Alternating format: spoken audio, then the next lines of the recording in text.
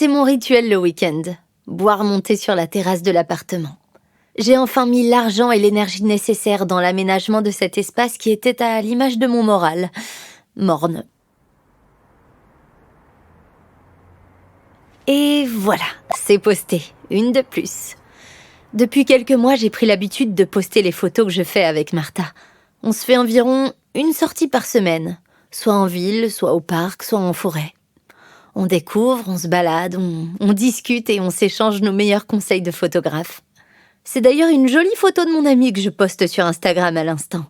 Appareil en bandoulière, les yeux levés vers la cime des arbres jaunis par l'automne. J'adore ce cliché, à la fois contrasté et romantique. Comme à chaque fois que je poste quelque chose, je peux pas m'empêcher de regarder si quelqu'un tombe dessus. Quelques likes affluent déjà, mais ce n'est pas ça qui attire mon attention. Un point rouge pétant apparaît sur l'icône de mes messages privés. Ça, c'est un peu comme les messages vocaux sur ma messagerie téléphonique. Je suis toujours entre la peur et l'excitation. Qu'est-ce qui va me tomber dessus ? Est-ce qu'on va venir me trouver pour me dire que ce que je fais, c'est de la merde ? Je m'attends à tout. C'est Internet, après tout. Autrement dit, la loi de la jungle. Mais ce n'est pas un de ces haters qui n'a pas de vie qui m'écrit. C'est Romane56. Je la connais pas, mais elle me connaît apparemment. Comme pour les lettres, les cartes postales et les textos, je lis son message à haute voix. « Hello Émilie, désolée de te déranger un dimanche. Je viens de voir ton dernier post. J'adore l'ambiance, c'est superbe. Je voulais savoir si tu proposais des séances photos par hasard. On aimerait un shooting avec mon copain justement dans l'esprit forêt, automne, tout ça.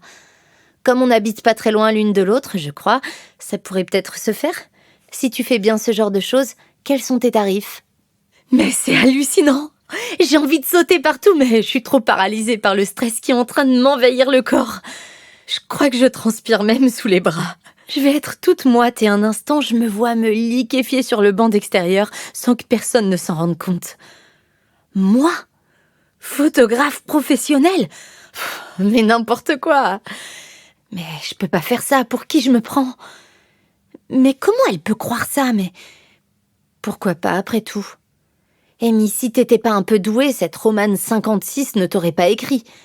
Elle a pris son téléphone, elle a aimé ton travail et elle te contacte. Elle sait ce qu'elle fait. C'est pas une coïncidence, c'est pas un accident. Ton travail n'est pas un accident. La petite voix s'immisce. Elle me tire vers la peur, vers l'angoisse. Et si j'osais répondre par l'affirmative et qu'il découvrait qu'en fait je suis nulle ? C'était un coup de chance, ce cliché. Martha est belle et ça fait toute la photo. Oh, bien sûr. Ouais, c'est ça. Je m'arrête complètement. Je pense que même mon cœur stoppe son rythme effréné un instant. Amy. Oh, Amy, respire. Je regarde mon feed. C'est vrai que c'est pas mal. Hein. En tout cas, moi, j'aime bien. Si j'aime, d'autres peuvent aimer. Je relis le message de Romane56. Elle a l'air vraiment intéressée et sûre d'elle. J'ai envie de répondre quelque chose de très pro, mais à la place, je balance un « Hello, tu es sûre que tu t'es pas trompé de compte ?» Je regrette un peu. C'est clair que ma réponse ne donne pas envie. Oh, merde. Et si j'avais tout gâché ? Mais voilà que 3 petits points de suspension viennent ponctuer notre échange. Elle répond déjà. Je lis « Ah non, pourquoi ? On est vraiment intéressés ?» C'est le moment où je saute comme une enfant dans tout l'appartement. J'attrape les coussins du canapé, je les fais voler et je m'essouffle de joie. Quelqu'un sur cette planète a vu mon travail et l'apprécie. Oh, j'en reviens pas. Il manquerait plus que t'arrives à t'aimer toi-même, ma vieille. Une semaine plus tard, j'ai chaussé ma plus belle paire de baskets et mon appareil photo autour du cou. Je devance la fameuse Romane56 et son amoureux Andrew à travers les bois romantiques qui bordent la ville. J'ai un peu de mal à croire que je vais réaliser ma première séance photo semi-professionnelle. La perspective de voir ma passion de toujours récompensée par un billet à la fin m'exalte au plus haut point. C'est tellement gratifiant. Peut-être presque autant que de voir leurs 2 mines réjouies. Ils me racontent un peu leur histoire, la conversation est légère, facile. J'ai pas l'impression de travailler le moins du monde et pourtant, je me suis engagée à leur créer un album avec les clichés du jour. Bien sûr, terrorisée qu'ils découvrent que je ne suis en fait qu'une pauvre fille qui fait ça à mes heures perdues. J'ai été très honnête. J'ai expliqué que je n'avais jamais fait ça pour personne, ni même avec mes proches. Roman et Andrew ont été très compréhensifs, et même encore plus enthousiastes à l'idée d'être les premiers. J'imagine déjà une longue file d'attente qui se presse sur Instagram pour passer devant mon objectif. Je m'emballe, comme d'habitude. Quel bonheur de pouvoir immortaliser leur amour sous les arbres ce matin. Je mitraille leur mimique et chaque détail de ce qu'ils veulent bien me donner. Je ne lésine pas sur l'énergie que je mets dans cette séance et je m'amuse. Je m'amuse comme si je l'avais pas fait depuis longtemps. Je ris des positions terribles que je prends à ras du sol. Je m'embourbe dans la terre encore humide. Je respire de grands bols d'air forestier et j'expire la dépression par la bouche. Cette journée semble être le renouveau que j'ai attendu pendant des mois, pour lequel je me suis battue. Je ne savais pas vraiment à quoi m'attendre, mais maintenant que j'y suis, je le reconnais. Il est là, mon point de départ tout frais. Je suis tellement prête à coller cette petite voix sombre au fond d'un placard. Seulement, je sais comment ça marche maintenant. La petite voix est mouvante, glissante. Elle s'enferme pas dans un coin. Elle peut revenir et je saurai l'accueillir différemment. Lorsque le couple repart et que je rentre dans le hall de mon immeuble, c'est un soulagement immense qui me tombe dessus. Je l'ai fait. J'ai réussi. Et ça s'est bien passé.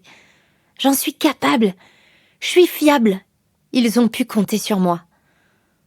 On peut compter sur moi maintenant.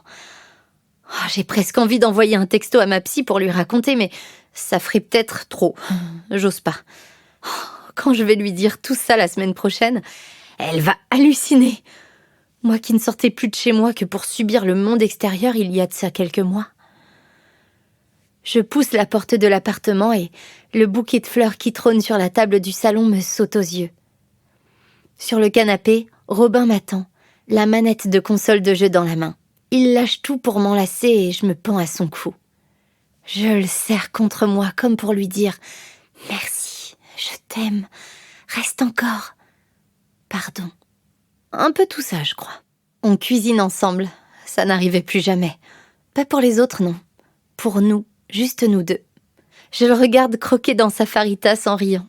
Un poivron qui se fait la malle. Je le trouve encore plus beau quand il me fait rire. Mon gâteau au chocolat express fait toujours l'unanimité. En 4 coups de cuillère, il lui a mis une claque. Mais ce soir, moi je me sens gourmande de lui. Il allume les 3 bougies éparpillées dans le salon et déjà à moitié consumées. Dans la lumière tamisée du soir, la petite voix en moi qui m'a tant fait souffrir s'éteint petit à petit pour laisser place aux caresses. Enfin, je suis apaisée et je me sens à ma place. Je mérite ces bons moments.